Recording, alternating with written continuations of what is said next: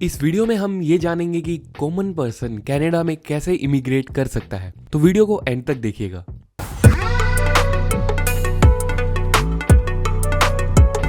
आप कोई video miss ना करें इसलिए चैनल को सब्सक्राइब कीजिए एंड बेल आइकन को प्रेस कीजिए और लाइसेंस इमिग्रेशन कंसल्टेंट से बात करने के लिए डिस्क्रिप्शन में दिए गए लिंक से अपॉइंटमेंट बुक करें। दोस्तों, कनाडा में इमिग्रेट होने के लिए जो पॉपुलर वेज हैं वो सबके लिए एक्सेसिबल नहीं होते हैं। उसके लिए आपका रिच, स्किल्ड या किसी तरह की आर्ट का होना जरूरी है। अगर आप इनमें से किसी भी चीज में क्वालिफाई करते हैं तो कई तरह के इमिग्रेशन प्रोग्राम्स हैं जिनके थ्रू आप इमिग्रेट कर सकते हैं, जैसे कि बिजनेस और इन्वेस्टर्स इमिग्रेशन प्रोग्राम, जहां इमिग्रेंट्स अपना परमानेंट रेजिडेंस बाय करते हैं। कहने का मतलब है कि उन्हें कनाडा में कोई बिजनेस एस्टेब्लिश करना पड़ता है, कोई स्टार्टअप या कहीं इन्वेस्ट करना पड़ता है, कुछ भी ऐसा जिसकी वजह से यहाँ जॉब्स क्रिएट हो। दूसरा है एक्सप्रेस एंट्री, जो स्किल्ड वर्कर्स के लिए होता है, जो बहुत ही सिलेक्टेड लोगों के लिए ओपन होता है और ये भी कुछ ही सिलेक्टेड प्रोफेशंस के लिए होते हैं। इसके लिए काफी एजुकेशन एंड एक्सपीरियंस की नीड होती है। अब मोस्टली लोग जो कनाडा में आना चाहते हैं, अब वो सभी तो रिच नहीं है या सभी तो आर्टिस्ट नहीं है, ना ही सबके पास इतनी हाईली एजुकेशनल डिग्रीज और एक्सपीरियंस है। तो आज हम बात करेंगे कि एक एवरेज पर्सन कैसे इमिग्रेट कर सकता है कनाडा में। हालांकि इसमें मैक्सिमम ऑप्शंस टेम्परेरी रेजिडेंस के लिए है, लेकिन अगर आप रिक्वायरमेंट को फुलफिल करते हैं तो इसमें से सभी ऑप्शन परमानेंट रेजिडेंस में बदल सकते हैं। आइए बात करते हैं उन ऑप्शंस की। पहला है ट्रेड एग्रीमेंट्स। ट्रेड एग्रीमेंट्स के थ्रू इमिग्रेशन का ऑप्शन खुला रहता है, लेकिन ये ऑप्शन सिर्फ कुछ कंट्रीज के लिए ही खुला रहता है। उन कंट्रीज के नेम है कोलंबिया, स्विट्जरलैंड, मैक्सिको और कुछ और कंट्रीज के नाम आप स्क्रीन पे देख सकते हैं। द यूरोपियन यूनियन के members, the trans pacific partnership यानी TPP के members and the general agreement on trades and services GATS के मेंबर्स एंड इसके अलावा permanent residents of Australia and New Zealand. तो होता ये है कि अगर आप इसमें से किसी भी कंट्री के रहने वाले हैं और वहाँ ऐसी कंपनी में जॉब करते हैं जिसका कोई कॉन्ट्रैक्ट है किसी कैनेडियन कंपनी के साथ, तो वो पर्सन अपनी कंपनी के लिए यहाँ इमिग्रेट हो सकता है। इसे इंट्रा कंपनी ट्रांसफर कहा जाता है। कंपनी टू कंपनी ट्रांसफर होने के लिए किसी और चीज की नीड नहीं होती, तो इसके थ्रू यहाँ कुछ साल काम करने के बाद आप अपना कनाडा का वर्किंग एक्सपीरियंस शो करके permanent residence through Canadian express class के लिए अप्लाई कर सकते हैं। नेक्स्ट ऑप्शन है work permit with job offer. दूसरा तरीका है कि अगर आप एक स्किल्ड और सेमी स्किल्ड पर्सन है, अगर आप किसी यूनिवर्सिटी से एजुकेटेड पर्सन है, तो सबसे सिंपलेस्ट वे है कि आपको कोई कैनेडियन एम्प्लॉयर हायर करे कनाडा में जॉब के लिए, वो भी कैनेडियन सिटीजनशिप के कंडीशन के साथ।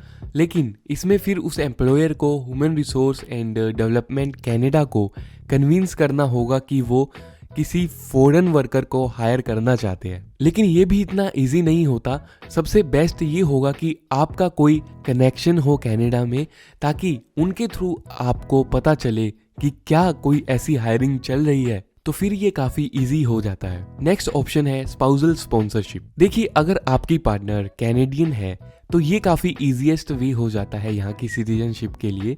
लेकिन सिर्फ सिटीजनशिप के लिए मैरिज करना फ्रॉड कंसीडर किया जाता है, इसलिए IRCC यानी immigration refugees citizenship of Canada track करती रहती है कि कहीं सिर्फ रेजिडेंस के लिए तो मैरिज नहीं हो रही, तो ये शो रहे कि आपका रिलेशनशिप जो है वो रियल हो। नेक्स्ट ऑप्शन है इंटरनेशनल एक्सपीरियंस कनाडा IEC। आप IEC यानी इंटरनेशनल एक्सपीरियंस कनाडा के थ्रू वर्किंग हॉलीडे के लिए कनाडा आ सकते हैं। अगर आपकी एज 18 to 35 है तो ये स्कीम आपके लिए है। आप ओपन वर्क परमिट के थ्रू यहाँ आ सकते हैं, जिसमें आपको जॉब ऑफर की नीड नहीं पड़ती। हालांकि कुछ कंट्रीज के लिए ये एज लिमिट 29 to 30 ईयर्स तक ही है। प्रॉब्लम इसमें ये है कि ये भी केवल कुछ कंट्रीज के लिए ही है। उन कंट्रीज के नाम ये आपको स्क्रीन पे दिख रहे होंगे। नेक्स्ट ऑप्शन है live in care giver program. अगर कैरियर स्पेसिफिक रूट की बात करें तो अगर आप स्किल्ड वर्कर नहीं हैं तो live in care giver program के through as a caregiver आप यहाँ इमिग्रेट कर सकते हैं। Caregiver means caretaker का काम करने वाले वो लोग जिन्हें किसी डिसेबल्ड पर्सन, चाइल्ड और ओल्ड पर्सन की देखभाल करने के लिए हायर किया जाता है। यहाँ काफ़ी एजेंसीज हैं जो फॉरेन केयर गिवर्स को हायर करती हैं, तो जो लोग इस प्रोग्राम के थ्रू आते हैं उनको परमानेंट रेजिडेंस मिलता है। हालांकि करंटली ये प्रोग्राम न्यू एप्लीकेंट्स के लिए क्लोज है। नेक्स्ट है स्टडी परमिट। अगर आप या आपके पेरेंट्स अफोर्ड कर सकते हैं तो इससे बेटर कोई ऑप्शन नहीं है कि आप स्टडी के लिए कनाडा जाएं। यहाँ के किसी यूनिवर्सिटी में एडमिशन लें और आफ्टर ग्रेजुएशन यहाँ जॉब के लिए प्लेसमेंट लें। और कैनेडियन यूनिवर्सिटीज़ हैं जो वर्ल्ड के टॉप यूनिवर्सिटीज़ में आती है।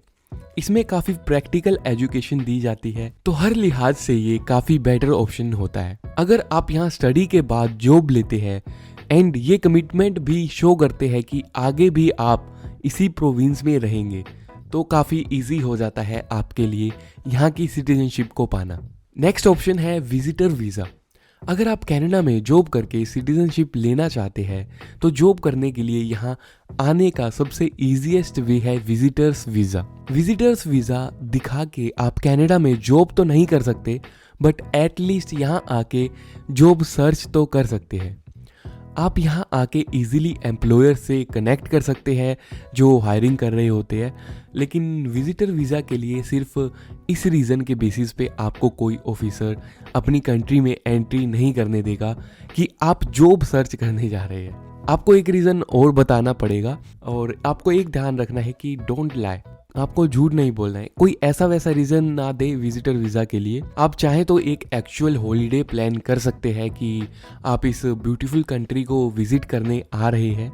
आप यहाँ आके जॉब के लिए कनेक्शन ढूंढ सकते हैं और यहाँ से रिटर्न होने के बाद वर्क परमिट का प्रोसेस स्टार्ट कर सकते हैं। तो ये थी आज की वीडियो। ऐसे ही हम आपके लिए लेटेस्ट कनाडा इमिग्रेशन न्यूज लाते रहेंगे। हमें सपोर्ट करने के लिए वीडियो को लाइक कीजिए, कमेंट कीजिए एंड सब्सक्राइब कीजिए। और लाइसेंस इमिग्रेशन कंसल्टेंट से बात करने के लिए डिस्क्रिप्शन में दिए गए लिंक से अपॉइंटमेंट बुक करें।